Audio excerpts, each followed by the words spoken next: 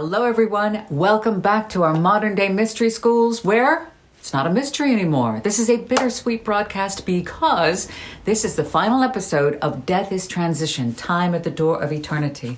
I have enjoyed this so much with you, more than I thought possible. We have had immeasurable fun together talking about death over these past 14 weeks, and that's over, 3 months together. I love this chapter. Love it, love it, love it. We covered what it is that you see when you see a ghost. We covered that. Eddie covers it in this chapter. Eddie also explained the ancient teachings, occult sciences, explanations of both heaven and hell, Devachan and Avicii, is hell even real? And we covered purgatory, the astral world. We went deep into reincarnation, time and immortality. We covered the proof of the afterlife in genuine paranormal photography, the antakarana. I love that. Our spiritual life support, the connection of our consciousness between our higher and lower selves. We covered the scientific proof, the proof of life after death, and so much more. This has been a wonderful journey with you, and I can't be too sad because as this chapter comes to a close, we can always go back and revisit the episodes we did, and Eddie has provided 1,000 more pages here in Unfolding Consciousness, so we have a lot to do. So we do just a tiny bit of housekeeping at the beginning of these episodes. If you'd like to go right to the reading of the text, just skip ahead to the little blue timestamp that I've included for you down below. Death is transition.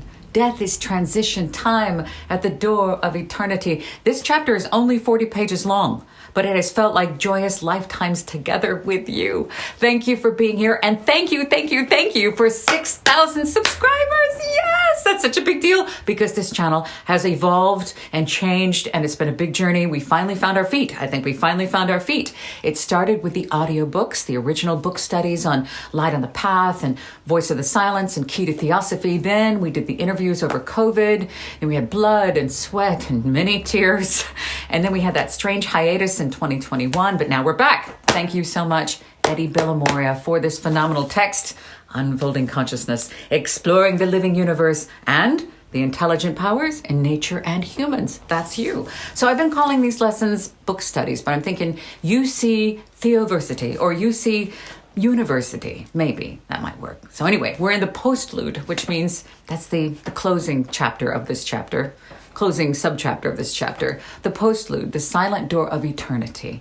So I love these so much. Thank you so much for being here. You absolutely make my week. This is my very favorite time of all. Every week, I look forward to these Sundays with you.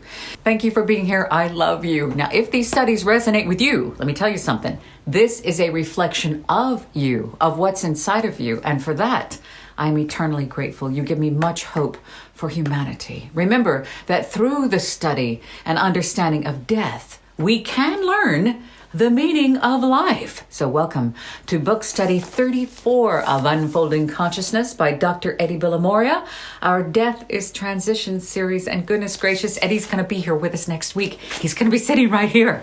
So listen, if you have any questions, if you haven't done so already, please send them in because I'm going to have him here on camera with us. If you have questions, comments, constructive criticism, whatever, just send it along and he's happy to answer all of it. So I'm looking forward to getting that episode up with Eddie up for you by the 23rd of July here. And also our very dear friend, and he's a colleague of Eddie's and mine, he's esoteric author Tim Wyatt will also be our guest here at Hortus House. And hopefully we'll have some on-air time with him. He's got some great stuff online about elementals and so much more. Love him, love him, love him. He's currently writing the condensed versions of Unfolding Consciousness volumes 2 and 3. And I got to see the book covers for the ebooks. Oh my gosh, I'm so excited. Any day now they're going to hit. I will let you know. I'll make an announcement here. And remember that all that is Unfolding Consciousness did not originate with Eddie. He didn't come up with this. He didn't invent what you see in this book, what you hear in this book. He has researched, referenced, written, collected, compiled, and explained them in audacious and fearless depth. And that's what we are doing here. So these Sunday book studies are not about Eddie. They're not. They're not about me.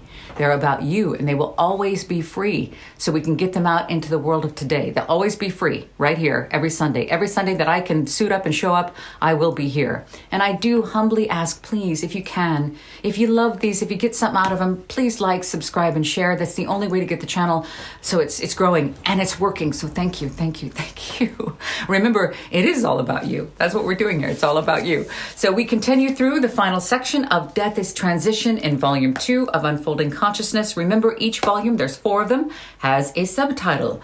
And today's subtitle, well, Volume 2's subtitle is Peering Down the Microscope, Man's Internal Landscapes. Man, know thyself. Know thyself. That's what we're doing. So our yellow Post-it study notes for this week are Beethoven on Death is Transition, the afterlife illumined through art and the power of music, and Liszt's, I think it's actually Liszt's, anyway, L-I-S-Z-T, Liszt's, depicts Chopin's transition. And don't forget, you get 20% off the 4-volume set with this exclusive book study code. It's UC Book Study through the Shepherd Walwyn website. So here we go. Kind of bittersweet. Postlude, the silent door of eternity. The magic sounds of Mozart's music show us, in the darkness of this life, a bright and beautifully remote world to which we confidently look forward. O Mozart, immortal Mozart, how many, infinitely many beneficent images of a brighter, better life have you engraved in our souls? That's Franz Schubert. And death, then, is the ending of the past caught in time. Gorgeous. Death, then, is the ending of the past caught in time. Truly great men have always and often seen death in its rightful context as transition and release, not an extinction of consciousness, a portal to eternity. In an elegiac, which means haunting, song, written for the husband of a young woman who died in childbirth, a certain composer wrote these words: "No eyes shall weep, for the divine spirit hath returned home." A statement not of poetical fancy, but of literal fact. The composer of that song was Beethoven, who kept this deeply personal work to himself for over a decade before handing the elegiac song over to his publisher. Indeed, the Austrian composer was Anselm Hüttenbrenner. He was a witness of Beethoven's death in March of 1827, and he wrote, "There came a flash of lightning, accompanied by a violent clash of thunder, which garishly illuminated the death chamber. After this unexpected phenomenon of nature, the genius of the great master of tones fled from this world of delusion into the realm of truth." I love it. The unexpected phenomenon of nature is of deepest significance. We find its resounding echo in this passage from The Voice of the Silence. Now, there's a side note here. I have voiced the entirety of The Voice of the Silence for you here on this channel, and it's free. Chapter by chapter, it's here, so check that out. Anyway, from The Voice of the Silence. "All nature's wordless voice in thousand tones ariseth to proclaim, Joy unto ye, O men of Mialba! A pilgrim hath returned back from the other shore." Furthermore, what is genius in this context? None other than the immortal upper triad. Mialba is this world of delusion, which is here, that's Earth. The region of Maya, which means illusion, the world of illusion. So recall Heisenberg's dying insights on the illusory characteristics of the material world quoted earlier. And the realm of truth, the higher spiritual planes of post-mortem existence. Side note here, Mialba is the mysterious northern Buddhist name for our Earth, which they considered a hell, okay? A hell because it's a man-bearing planet, a place of punishment for those whose karma, balance, it is to reincarnate on in order to gain valuable life experience and to learn through suffering as a remedial special education process. But that does not mean that Earth is hell. That does not mean that. It's not actual hell. It can be. It's only when one is in a state of delusion. For those gifted with pure vision, Earth is a beautiful and multi-layered projection of what is above, the Empyrean. Thus, it is Eddie's persuasion that more often than not, the composer, the public performer, or the artist who travels the world, experiences diverse cultures, speaks several languages, and converses with poets, philosophers, and scientists, is far closer to an understanding of the consciousness and the pulse of life than a scientist or a doctor with a one-track approach trying to fathom the mystery of life and unravels the secrets of time and eternity by peering into his telescope or his microscope at what he regards as unmoving matter, the materialists, all alone in the laboratory, unless, in rare circumstances, he has been blessed with a life-transforming experience like a near-death experience. Again, let's say that again. The public performer or the artist who travels the world and experiences diverse cultures, speaks several languages, converses with poets and philosophers and scientists, that artist is far closer to an understanding of the consciousness and the pulse of life than a scientist or doctor with a one-track approach trying to understand the mystery of life and unravel the secrets of time and eternity by looking down the microscope or up the telescope at what he thinks and what he believes is unmoving matter, all alone in his laboratory, unless, in rare circumstances, he has been gifted and blessed with a life-transforming experience such as a near-death experience. Thank God for those. Thank God. The term artist is conventionally associated with a musician, the painter, the sculptor, the dancer, etc. But there's also a deeper meaning. The application of anything is art. That is its art. So the right application of science or medicine makes the scientist and doctor an artist automatically. But, Eddie asks here, does an NDE or other profound spiritual experience magically transform a scientist or a doctor into an artist? Who knows? But let us never forget the whole richness of human life, with all of its grandeur and shortcomings, its unrequited love and pain, its joys and its sufferings, was poured into the compositions of sublime composers like Mozart, like Beethoven, like Schubert and Chopin, who were able to infuse their entire soul experience into their music in full self-conscious knowledge of what they were doing. Hence, the enduring power of their output that unfailingly touches our souls all these centuries later. Eddie reflects here, the musician invariably has more insight into the human state and condition than the scientist, despite the latter having such detailed and technical knowledge about the mechanics and the mechanisms of the human body and brain. The landscapes of the mind, embracing the whole spectrum of human experience, from the devastating to the ecstatic, are sometimes best painted by and experienced through music. Mozart probably knew nothing about the anatomy of the human brain and body, but he knew more about the human condition than 1,000 dry academic books on psychology all put together. Witness the human drama in his operas. And, along with an understanding of life, was a profound insight into its counterpart, death, as seen in his letter to his father, which is reproduced in the epilogue in Volume 3 of Unfolding Consciousness. So was the foresight of Franz Schubert, who revered Mozart, as the aforementioned remark makes quite plain. His string quartet, number 14 in D minor, let's insert it here. There's no copyright. We can hear Death and the Maiden. It's one of the pillars of the chamber music repertoire. It was composed in 1824 after the composer suffered a serious illness and realized that he was close to death. It is renamed for the theme of the second movement, which Schubert took from a song he wrote in 1817 of the same title. The theme is a dialogue between the maiden and death. And in terror, the maiden pleads with death, "Do not touch me, leave me alone." But death responds by asking for her hand, saying that he comes to her as a friend and not to punish. "Within mine arms shalt softly rest thee." It is perhaps timely here to recall the life review process in the transition from physical death to the early post-mortem state of consciousness, as described earlier. Eddie believes that it is possible to see this process reflected in the two great song cycles by the German composer Robert Schumann.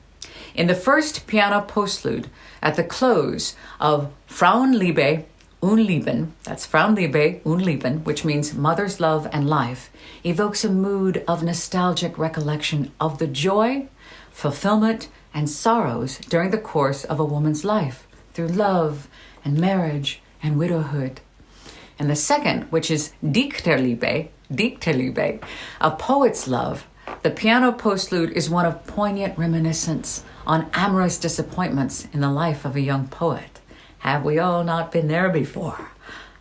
Amorous disappointments. Oh my God, they shape our soul. The pain of romantic love, especially that heartbreak, that is the ultimate teacher. It is. Nobody has expressed death as transition more eloquently than one who, as a 12-year-old boy, was anointed with a kiss on his forehead by Beethoven. That is Franz Liszt, legendary pianist and, of course, tremendous philanthropist, composer, philosopher. In his biography on his great companion, Frédéric Chopin, Liszt describes the dying composer's supreme moments in these beautiful words.